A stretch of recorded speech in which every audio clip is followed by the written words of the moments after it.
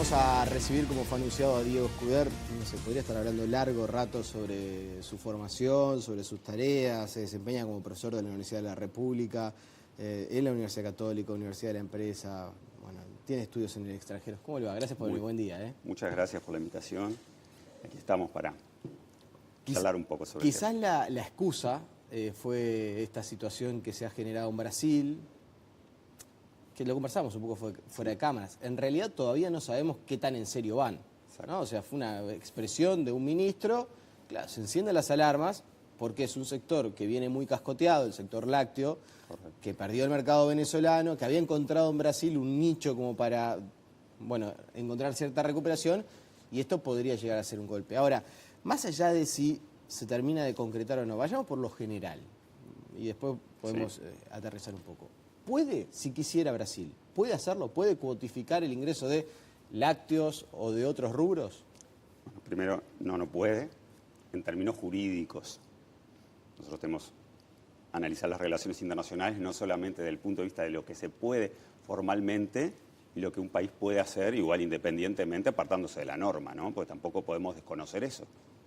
Pero antes de analizar hasta dónde Brasil puede o no, me parece correcto una apreciación que tú hiciste al comienzo de tu exposición. Digo que primero tenemos que ver, esto todavía no es una medida que esté anunciada oficialmente por quien conduce el comercio exterior o la política exterior de Brasil. Ni el ministro de Relaciones Exteriores, ni desde Itamaraty, ni desde la Casa de Gobierno se ha anunciado o se ha planteado en los ámbitos formales esto. Ha sido una expresión que, por supuesto, hay que tomar con mucha atención, debemos prestarle especial cuidado, pero que responde también a una situación particular como es una exposición agrícola-ganadera ante un público especial y en virtud de la situación política interna de Brasil, donde las presiones están siendo cada vez más fuertes y el gobierno trata de navegar en esas aguas turbulentas.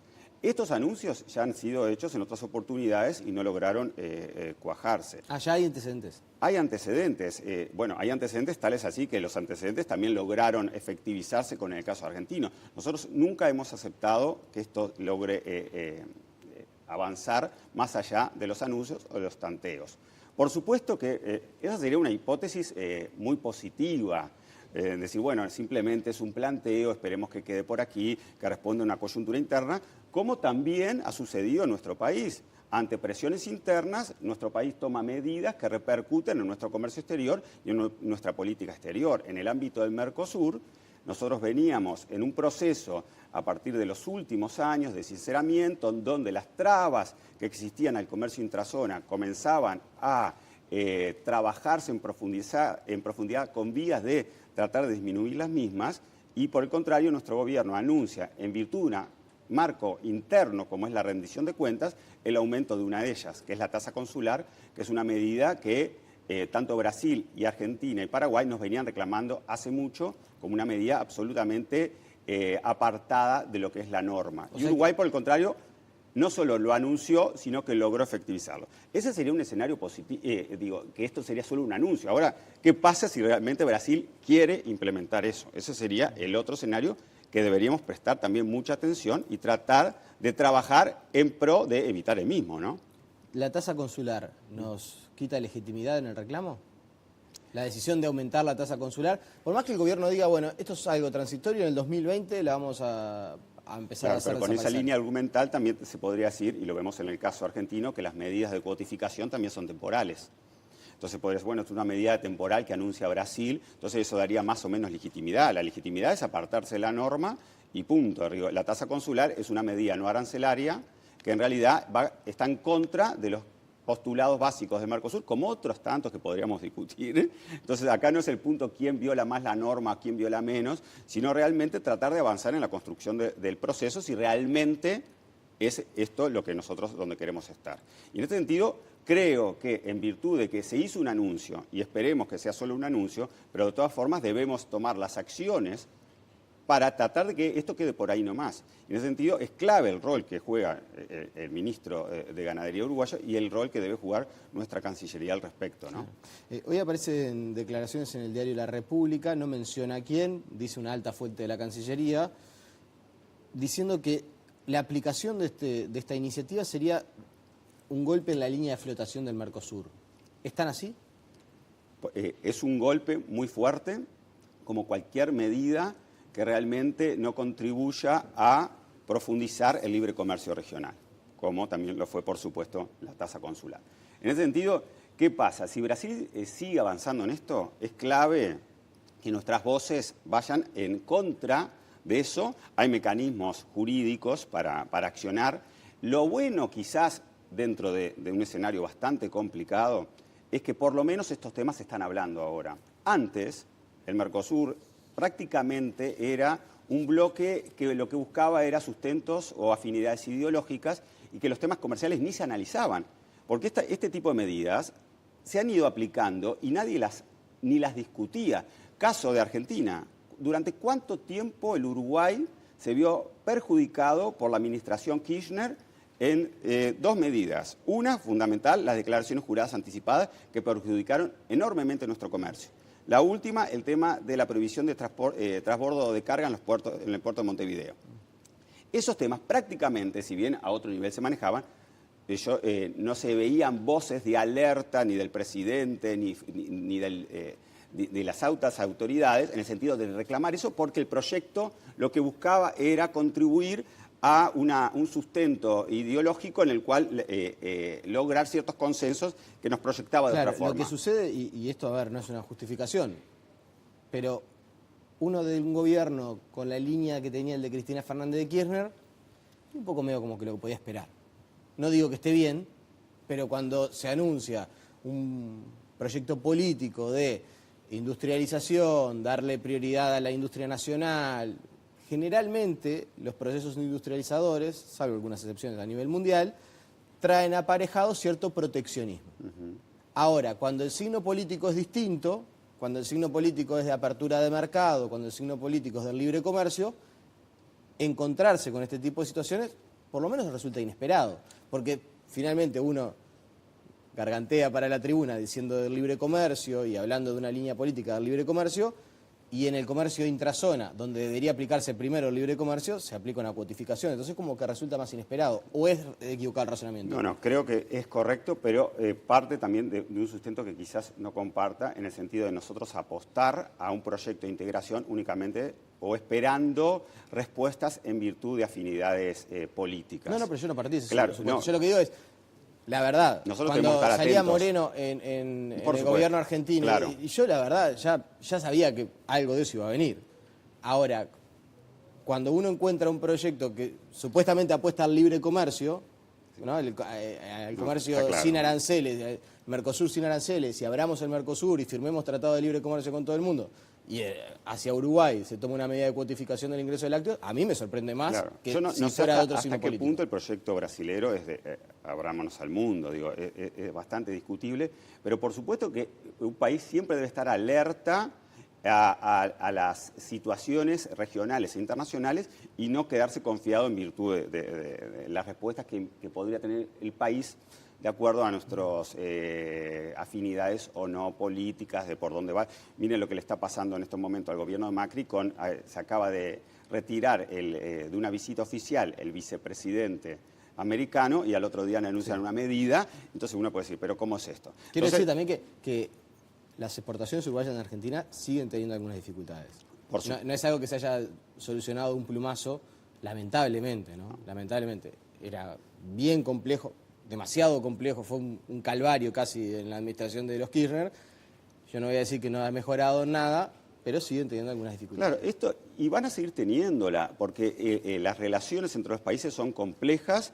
Lo que importa es que nosotros estemos atentos y hagamos y no ocultemos nuestros problemas como tratamos muchos años de ocultarlos para no generar rispideces que respondían a otros intereses. En estos momentos creo que este es un problema grave de concretarse, que el Uruguay debe con todas sus voces salir a reclamar. debe esperarse igualmente a ver por dónde se canaliza el tema. Sin embargo, nuestro gobierno es correcto que comience a anunciar que va a tomar medidas en caso de que esto suceda y, por supuesto, en caso de esto concretarse, accionar todos los mecanismos y no quedarse callado y replantearse hacia dónde vamos. Porque tampoco es tan simple decir, no, Uruguay debe apartarse de esto y salgamos en estos momentos a negociar con el mundo, cuando sabemos que también ese es un proceso que tiene sus dificultades. Lo vemos, nuestros dos grandes alternativas en estos momentos o proyectos que nosotros tratamos de impulsar, o tres, ¿no? Uno fue por la vía bilateral, que fue el caso con China. ¿Tá? Uruguay dijo, no importa esto, nosotros, más allá del Mercosur, no podemos estar en esta jaula, abramos la puerta por nuestra cuenta y salgamos a negociar con China. ¿Qué es lo que pasó? ¿En qué está en estos momentos el tema? Un embrete que le metieron al gobierno al anunciar un acuerdo para el año que viene, que de ninguna forma vemos como viable pueda llegar a concretarse. Entonces, ¿por qué? Y porque los chinos dijeron, ¿cómo es esto? A ver, ¿pero con quién es solo con ustedes? ¿Qué pasa con la región? No queremos tener problemas con Brasil. O sea, la situación es más compleja. Otra vía Mercosur. Nosotros tratamos de profundizar nuestra vía bilateral con Chile. Por supuesto, tal como lo hicimos con México, con Chile lo podemos hacer porque tenemos acuerdos de complementación económica. ¿Qué sucede? Ahora, por otros problemas, el proyecto Cancillería lo trabaja, se logra, se avanza, se concreta, y el partido de gobierno, que es el mismo que responde, quien conduce la Cancillería, no actúa acorde a los intereses defendidos por nuestro servicio exterior. Sí, está trancado en el Parlamento. Está trancado en el Parlamento por el propio partido de gobierno. A veces ahí viene otro problema. Muchas veces, ¿quién conduce la política exterior? Si es Cancillería, si es la mesa política, si es la Comisión de Asuntos Internacionales, no se llama así, del Frente Amplio, pero eso genera otro problema. Entonces, en este sentido, y después tenemos otra negociación que es Mercosur, todo el bloque con la Unión Europea que está avanzando en... Y sobre ese punto en particular, porque el ministro de Ganadería, Tabaré Aguerre, habló de la oportunidad de esto. Dijo, bueno, en medio de la negociación con la Unión Europea, que Brasil plantee esto realmente es inoportuno. O sea, en Europa, ¿este mensaje llega? O sea, ¿puede afectar la negociación? Por todos los mensajes llegan, creo que los servicios exteriores y la Unión Europea, y para algo nosotros tenemos hay misiones en nuestro país, observan todo y registran e informan. Este es un mensaje, por supuesto que negativo. Si nosotros lo que tratamos de hacer es libre comercio, Mercosur, Unión Europea, que el propio libre comercio interno de Mercosur esté en estos momentos estableciendo trabas que impiden acceder al mismo, por supuesto que es una imagen negativa. De todas formas, el Brasil también, por otro lado, ha anunciado en reiteradas ocasiones y recientemente un encuentro con la comisaria en los temas de política de comercio exterior, Malmström, y el canciller brasileño Núñez, que realmente hay interés de llegar a un acuerdo a fin de año, un acuerdo político. ¿Esto qué quiere decir? Que el acuerdo, no, por supuesto que el acuerdo no va a estar formalizado.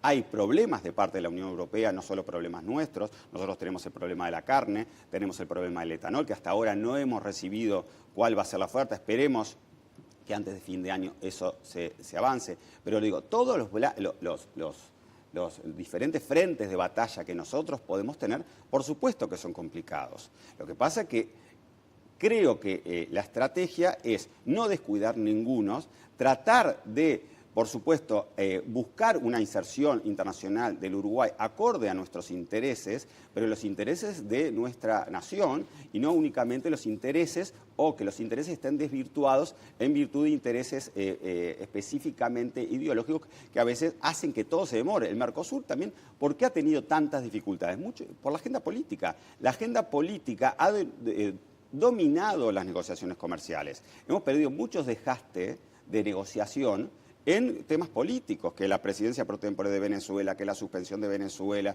que los problemas internos de Milagros Salas. En realidad eso desgasta. En este momento esto es un problema, pero por supuesto hay que negociarlo y el Uruguay tiene todas las armas para hacerlo y esperemos que, por supuesto, que nuestra presión dé resultado. Por la vía de los privados, ¿se puede llegar a concretar sin que el gobierno brasileño quede manchado en sus manos? Es decir, lo que sucedió con Argentina, si yo no estoy mal informado, es algo similar. Es decir, no hay ninguna situación dispuesta por el gobierno, pero por vía de los privados se aplica ya una cuotificación. De hecho, entran más productos lácteos uruguayos al mercado brasileño que argentino. Claro, correcto, digo, acá el tema es, el principio básico que nosotros tenemos que defender es que haya libre comercio en la región. No puede, desde las órbitas oficiales de los gobiernos, no pueden. Digo, no deberían y sería ilegítimo tratar de poner obstáculos que impidan ese libre comercio. En caso contrario, las vías las podemos desarrollar un poco más. El tema de lo que acuerden los particulares, cuánto van a exportar, cómo lo van a exportar, en qué periodo, etcétera, eso por supuesto que nadie lo puede prohibir. Pero es un acuerdo entre particulares. Habría que ver hasta qué punto a nosotros, por supuesto, no creo que sea el camino que a nosotros nos sirve. Y claro, nosotros creo que nuestro camino va a ser... Para que la gente sepa, la posibilidad de que, no sé, se junten los 5 o 6 importadores de productos lácteos uruguayos en Brasil y entre ellos acuerden cuotificar el ingreso de productos, es una alternativa. Es una alternativa. Y eso es la que menos podemos incidir. Es una alternativa entre particulares que, por supuesto, nosotros no podemos incidir, pero habría que ver hasta qué punto a nuestros productores realmente, eso yo desconozco, le puede ser útil. Creo de todas formas, más allá de que haya acuerdo en particulares o no, es igual contra el espíritu del proceso. Entonces, si nosotros buscamos que el mismo se sincerice, se transparente y realmente trabajar en aquellos obstáculos que nos dificultan, esto es una señal muy negativa, que Uruguay debe advertir, debe reclamar y debe anunciar que tomará todas las medidas que no tomó nuestra instancia. Uruguay no inició ningún reclamo formal por las declaraciones juradas anticipadas, por ejemplo. En este caso, creo... ¿Usted cree que hay que seguir en el Mercosur? Si esto se concreta, hay que ir hasta el final. ¿En qué sentido, perdón? Y reclamando el Mercosur ante tribunales... No, más allá de que Uruguay también debería negociar cuestiones a cambio. Pero, por ejemplo, no sé, ¿habría que ir a la OMC? El Mercosur tiene dos vías. Nosotros podemos ir por vía OMC o podemos ir por la vía tribunales arbitrales ad hoc dentro del propio Mercosur. Tenemos el Tribunal Permanente de Revisión, o sea, es una opción que nosotros tenemos. Yo creo que hay que accionar o por lo menos anunciar, porque es un arma que nosotros tenemos y no podemos descartar ninguna acción en ese sentido, porque si no sería dejarnos estar.